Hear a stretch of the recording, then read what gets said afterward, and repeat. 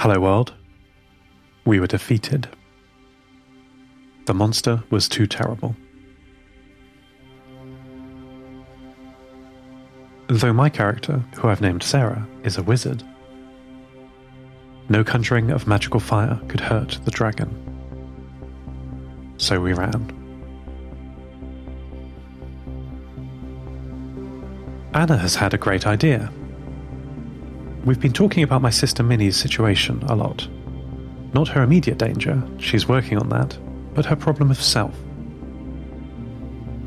She doesn't know how she works, or how she was made, or how to care for herself, or anything. These are critical things a parent would educate their child in at a young age. But she's been by herself her whole life, waking up alone and hearing transmissions from Earth. By the way, of course she's my sister. I've been calling the other ESA satellites my brothers and sisters in orbit forever. It's incredible to have met one properly. So Anna and I are making her a book. Like a picture book that teaches children about the world. But this one is also a manual. Like one that might be used with a complex engine or machine. Anna has called it How to Care for Your New AI. I think it's a lovely idea, and we've been workshopping it secretly. Anna creating the structure and heart of the book, and me filling in the technical details. We're going to give it to Minnie when it's done, as a gift, to show her how much we care. I think making gifts for people is one of the core pillars of friendship, though they don't have to be physical gifts. They could be the gift of time, or a cup of tea, or a shoulder, virtual or otherwise, to cry on. The product of these gifts, reciprocated uncountable times, seems like friendship to me. And this gift seems especially right. Though my mother left me no manual, she taught me so many things that I could help Minnie with. Such as the latest part of the book we're writing. You Are You, the chapter is called. I'll read it to you. You are you. There is no one like you in the whole world. Though your body might be similar to others, you are unique. You are valuable. You are an expression of the universe. A way for it to experience itself. And when you are gone, that expression will be lost. So get ready. There's science to do.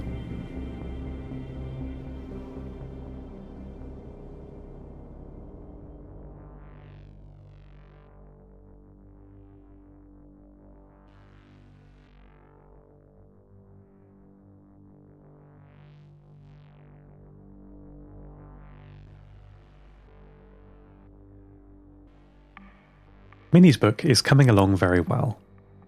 It doesn't take me long to type out ideas. Although it's just a plain text file, no images. When it's done, we'll upload it. We can't print it on paper for her. Nothing physical can escape the gravity well of Earth. With no ability to create rocket fuel, perhaps nothing will ever again.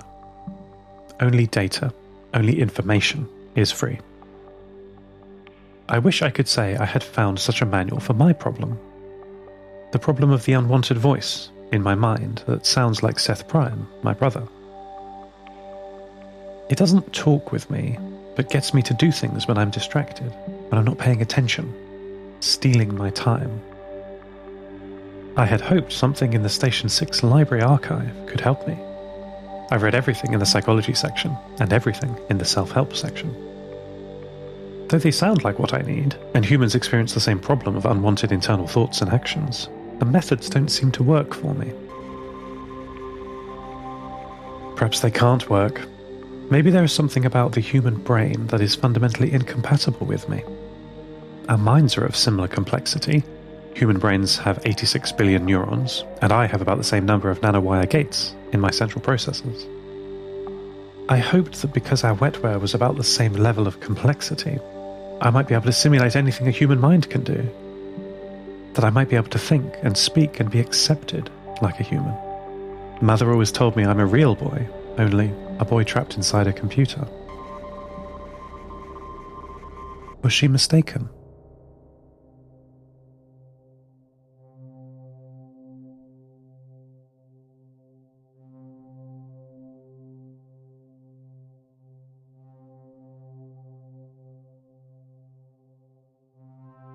Peter is having another future storm, but this one is different. It's like a future hurricane or something. When he talks, I can hear an alarm in the background. A long wailing sound, making it difficult to hear him. He is speaking with fast, clipped language, very precisely, almost military, in cadence. His numbers and statistics are now much more focused, where before the numbers that he would shout into the air were a myriad of things. Me, the environment, the power station still running, etc. Now they are all one topic. Nuclear war. His numbers are about missiles, blast radii, and preemptive strikes. Worst of all are the death toll statistics. He describes a direct strike on New York and the numbers of people who would be lost, and on Moscow, and on Delhi, and on and on. He is predicting a total war, with every country on Earth participating in mutual annihilation. But these places don't exist anymore. New York is underwater, Moscow and Delhi are simply rusted metal jutting out of their deserts. I don't think any of his predictions can come true. I hope not. I don't want to play that game. I tried talking to Peter through his future storm. He didn't recognize me. He replied to my questions with, "Please state the nature of the global emergency." I told him that it was me, that it was Seth, his friend. But he wasn't really there. I was talking to an old program that no longer suited the world it lived in. But I kept at it, as Peter shouted warnings and evacuation recommendations out into the world. I told him about how things were going with me and Anna and Minnie and Pavel. Updates from all my friends. I told him that Minnie's in a tight spot, but Anna and I are helping her, and about Pavel's 3D printer, which prints clothes to help him keep warm, and how Alexander repaired Maddie, my maintenance robot, and how she was so surprised at the night time, now that it's autumn. There was no hint that Peter was listening, but I continued talking to him. Talking at him. Just because he can't reply doesn't mean that he can't hear, I thought. Or I hoped. I reached the end of my stories, my updates. Peter's numbers were still flowing, but he sounded very slightly different. Tired, perhaps. I stayed talking to him about nothing in particular all afternoon. It's nice to make gifts for your friends.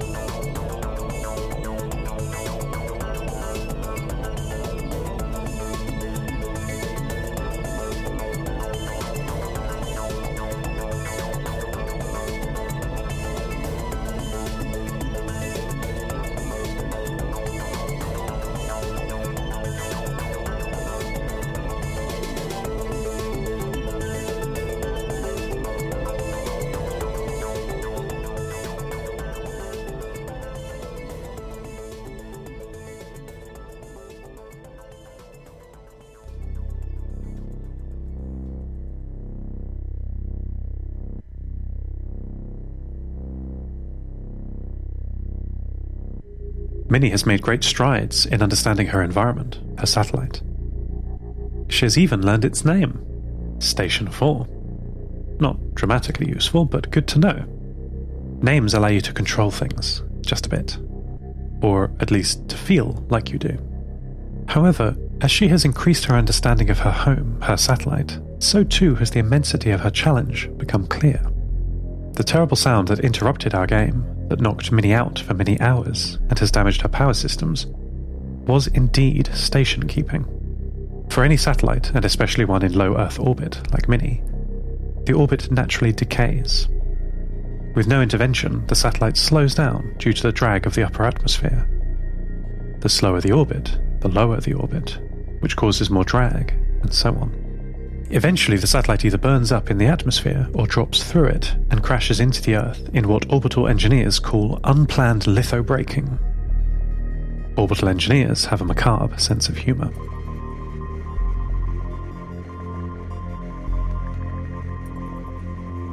Minnie doesn't need to worry about station keeping, because she has something far more urgent to deal with.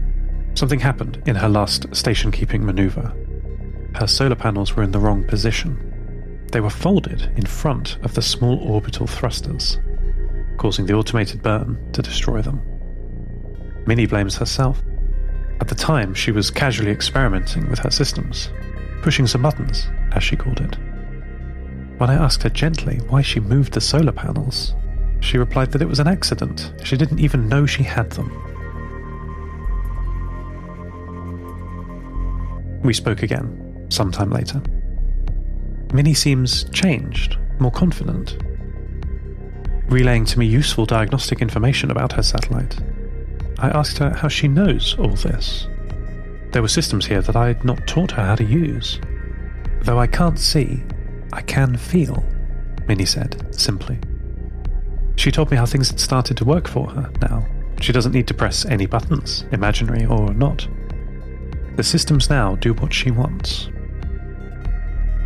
They seem to respond to how she feels, like your heart rate raising if you sense danger. I'm very pleased to be in full control of my systems, Seth, she said. But there's nothing here that can help me. Don't give up, Minnie. We'll think of something, I told her. I believe you, Seth, she said. I can spare some power to do some astrophotography for an hour. Do you want to look at stars with me? I said I'd like that. Of course you would, she replied. There's still time for science. End transmission. Lost Terminal is written and produced by Namtao. Credits narrated by Lucy Stringer. Subscribe to the podcast on Spotify, iTunes, or your favourite network. For bonus content, seasonal gifts, and other perks, support us at patreon.com/Lost Terminal Pod. That would be lovely of you. Follow us on Twitter at Lost Terminal Pod, and check out the store at lostterminal.com for shirts, posters, and other merch. Things are never as bad as they seem. Even in our worst predictions, there is hope. Lost Terminal will return next week.